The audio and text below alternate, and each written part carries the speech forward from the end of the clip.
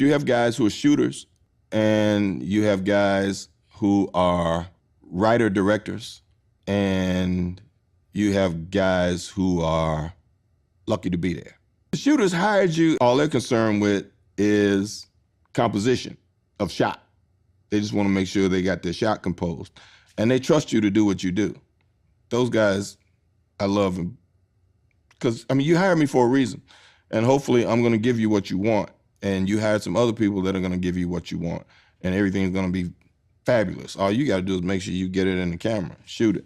I need to listen to these people around me, you know, because they've surrounded me with a good team. And there have been a few people who let that team work for them, and I worked for a few people who didn't let that team work for them or who worked against that team. And, you know, they got lucky anyway.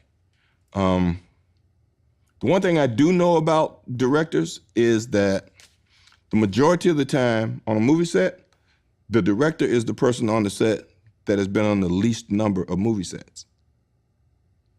Everybody else has been on more movie sets than that director. And the smart ones know that, and they let everybody do their job because they've done it more and they know how to get it done. And, you know, there are some that are not so smart that, you know, get in the way of the process. And we know that that's a collaborative process. Then let the people who know more do what they do, and they'll help you. La politique des auteurs, c'était l'idée que les films n'étaient pas des... que bien sûr, les films se font en équipe, mais que où quelqu'un a quelque chose à dire, où quelqu'un a des idées sur la vie et sur le cinéma et sur le monde. Et alors tout ce qu'il fait est intéressant, même si un tel film est un peu moins bien que celui d'avant. Ou bien c'est quelqu'un qui fait son travail de façon anonyme et ce n'est pas intéressant. Where did you get the confidence from to make a film with such... Ignorance, sheer ignorance, you know, there's no confidence to equal it. It's only when you know something about a profession, I think, that you're timid or careful. How does ignorance show itself? I thought you could do anything with a camera that the eye could do or the imagination could do. And if you come up from the bottom in the film business, you're taught all the things that the cameraman doesn't want to attempt for fear he will be criticized for having failed. Yes. And in this case, I had a cameraman who didn't care if he was criticized if he failed, and I didn't know that there were things you couldn't do. So anything I could think up in my dreams, I attempted to photograph. You got away with enormous technical advances, didn't you? Simply by not knowing that they were impossible, or theoretically impossible. Yeah.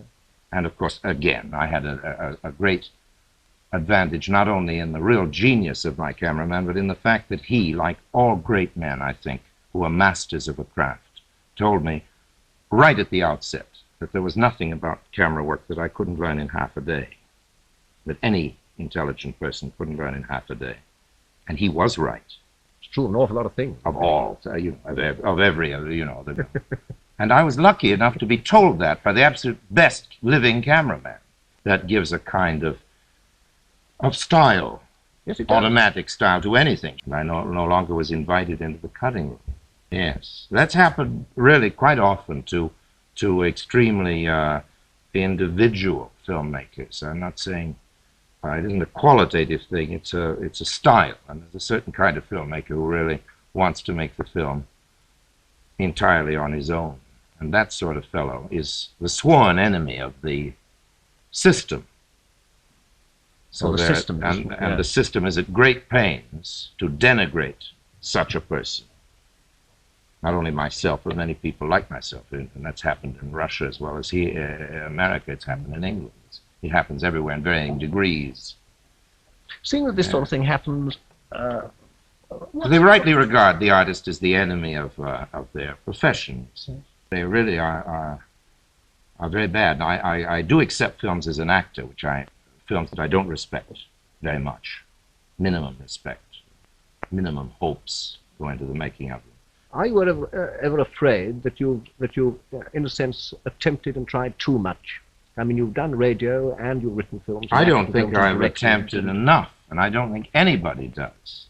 I think it's an age of terrible specialization. I think everybody has many more capacities than they have the gall to try out. And I regret how little adventuring I've done, not how much. Well, every really fine actor has to be directed. It's only second-rate ones that don't need to be directed at all, because there's nothing a director can do with them except turn them on, let them do their turn, you know. Yes. It's really fine ones that a director can do the most with, and fine ones who welcome directing.